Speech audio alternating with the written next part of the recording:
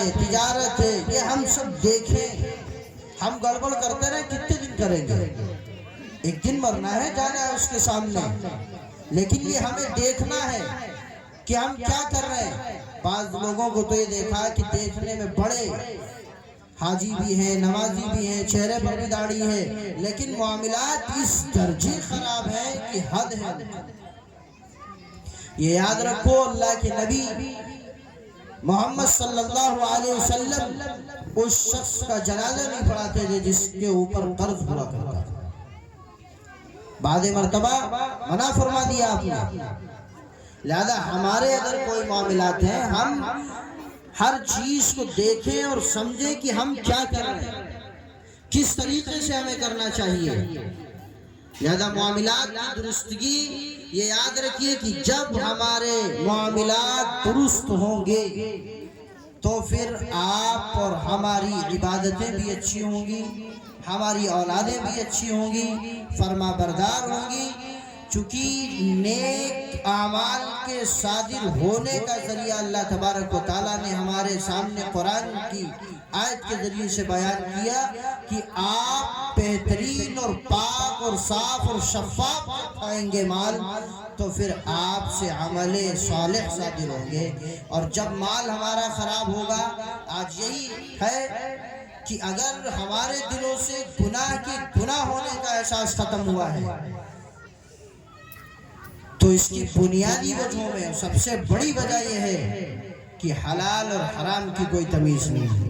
مشتبہ مال ہماری باڈیوں میں، ہمارے جسموں کے اندر منتقل ہوا، جس کی بنیاد پر انسان گناہ کو کھلے عام کر رہا ہے اور اس کا احساس بھی نہیں ہے، اللہ کے حضور جانے کے لیے تیار بھی نہیں ہے کہ ہاں یہ جو ہم کر رہے ہیں اس کے متعلق کیا ہمیں ملنے والا ہے، کیا سزا ملے گی. انسان کے اندر سے یہ احساس ختم ہو گیا. یہ ختم ہوا اس لیے کہ معاملات درست نہیں ہیں. مشتبہ مال ہے، حرام مال ہے، حلال اور حرام کے اندر تمیز کرنی چھوڑ دی، اس لیے ان کا احساس ختم ہو گیا. اور دوسری جو میں نے آیت آپ کے سامنے پڑھی، جو ابھی دستار ہونی ہے، اللہ تبارک و تعالیٰ نے اس کلام مقدس کو جو اللہ تبارک و تعالیٰ نے نازل فرمایا محمد عربی صلی اللہ علیہ وسلم پر، اور آپ علیہ السلام نے فرمایا تبرک بالقرآن فإنہ کلام اللہ وخرج من، یہ اللہ کا کلام ہے، اللہ سے نکلا ہوا ہے. آپ اس کے ذریعے سے برکات کو حاصل کریں. اللہ تبارک و تعالیٰ نے کھلے الفاظ میں یہ اعلان کر دیا اِنَّا نَحْنُ نَزَّلْنَا الذِّكْرَ وَإِنَّا لَهُ لَحَافِظُونَ، اس قرآن کو اتارنے والے ہم ہیں اور اس کی حفاظت بھی ہم کریں گے. وہ حفاظت کس طریقے سے ہوگی؟ وہ حفاظت ہوگی ان مدارس اسلامیہ کے اندر پڑھنے والے بچوں کے ذریعے سے. اللہ تبارک و تعالیٰ ان کے سینوں کو منتخب کر کے ان کے سینوں میں قرآن کریم کو محفوظ کرے گا اور پھر اس کی حفاظت اللہ تبارک و تعالیٰ اس طریقے سے کروائے گا. یہ حافظ ایک بہت بڑا لفظ ہے، بہت بڑا لقب ہے جو اللہ تبارک و تعالیٰ نے ان کو عطا فرمایا. اس لیے کہ حافظ تو اللہ ہے، حفاظت کرنے والا وہ ہے، لیکن یہ اس کی نائب پر ہے اس کے اندر، اس لیے یہ لقب، یہ حافظ کا لفظ ان کے ساتھ استعمال ہوتا ہے. تو یہ ان کے مقام کو اور مرتبے کو ہم پانے کے لیے ایک حدیث میں نبی اکرم علیہ السلام نے فرمایا کہ یہ جو حافظ ہیں، عالم ہیں، یہ اللہ کے ولی ہیں، دوست ہیں.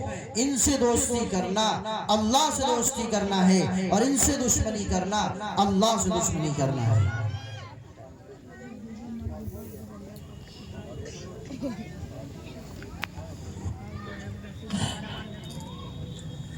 تو یہ ان کا بہت بڑا مقام ہے اور دنیا کے اندر بھی ان کا مقام بڑا اور آخرت میں بھی ان کا مقام اعلیٰ.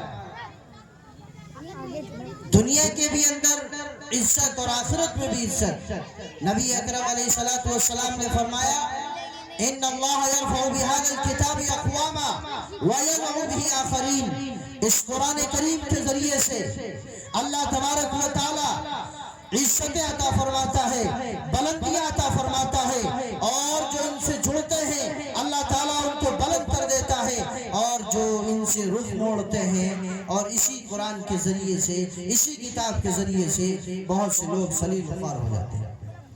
لہذا ہم ان کے مقام اور مرتبے کو پہچانیں، اور جیسا کہ مولانا منہاج صاحب جو تعلیم کے متعلق فرما رہے تھے، یہ یاد رکھیے، تعلیم قل هل يستوي الذين يعلمون والذين لا يعلمون انما يتذكر اولو الالباب۔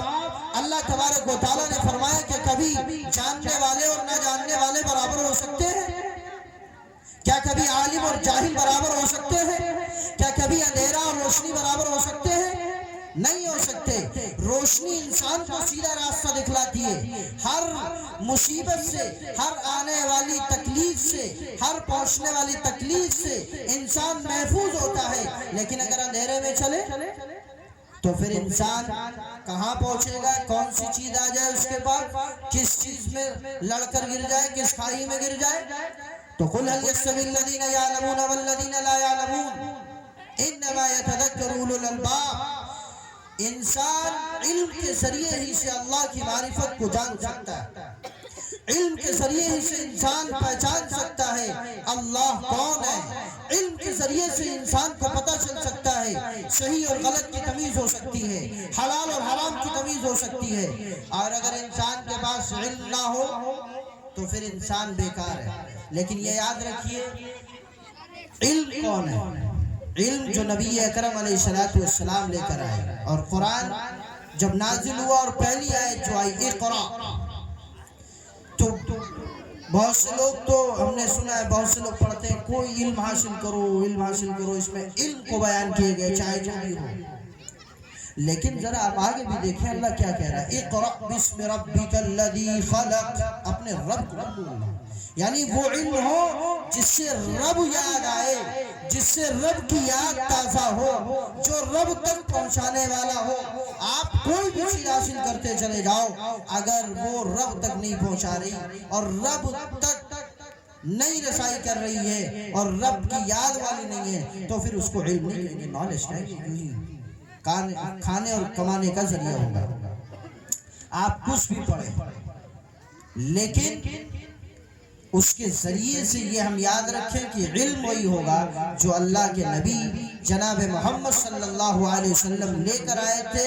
آپ کی جو تعلیمات تھی، آپ کا جو مشن تھا، اور آپ نے فرمایا تھا انما بعثت معلما، کہ اللہ تبارک و تعالیٰ نے ہمیں معلم بنا کر مبعوث فرمایا۔ لہذا ہم اس چیز کو سمجھیں، جانیں کہ اپنے بچوں کو جس طریقے سے آج ان کے لیے یہاں ایک جلسہ ہے، اللہ تبارک و تعالیٰ بھی ایک کرے گا جلسہ جس میں تمام نسل انسانیت موجود ہوگی اور اللہ تبارک و تعالیٰ بھی موجود ہوگا، اور اس ٹائم اللہ کی صدارت میں وہ جلسہ ہوگا، اس کے معاونین فرشتے ہوں گے۔ فرمایا کہ حساب و کتاب ابھی نہیں ہوا ہوگا، اللہ تبارک و تعالیٰ ان بچوں کے والدین کو بلائے گا جنہوں نے اس دنیا میں رہتے ہوئے قرآن کریم کی تعلیمات دلائی تھی، اور ان کے سروں پر وہ روشن تاج رکھے گا جو آسمان دنیا پر ہمیں نظر آتا ہے، جس کی روشنی پوری کائنات کو منور کرتی ہے۔ اس سے بھی زیادہ روشن تاج ہوگا، لوگ رشک کر رہے ہوں گے یہ کون لوگ ہیں؟ اللہ تبارک و تعالیٰ ان کے اوپر جب تاج رکھے گا وہ کہیں گے یہ کون لوگ ہیں کہ آج قسمہ پرسی کا عالم ہے، نفسہ نفسی کا عالم ہے، کوئی کسی کا پرسان حال نہیں ہے، اور ان کے ساتھ یہ معاملات کیے جا رہے ہیں۔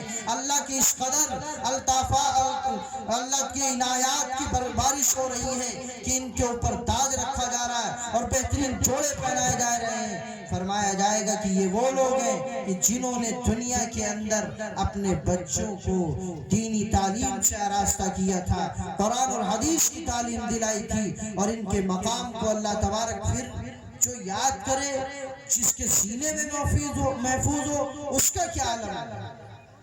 وہ تو قرآن خود اس کے لیے سفارش کرے گا جس کو ہم نے رات بھر جگایا، سونے نہیں دیا، اللہ اس کو عزت و کرامت کا تاج بھی، لباس بھی، ہر چیز سے کرے گا، اور آخر میں قرآن کہے گا اللہ اس سے راضی ہو جا، اللہ کہے گا میں راضی ہو جا،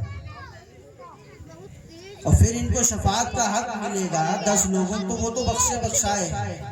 لہذا ہم ان کے مقام کو مرتبے کو پہچانے، ان کے دیکھنا، ان کی عزت کرنا، یہ سب ہمارے لیے باعث اجر و ثواب ہے۔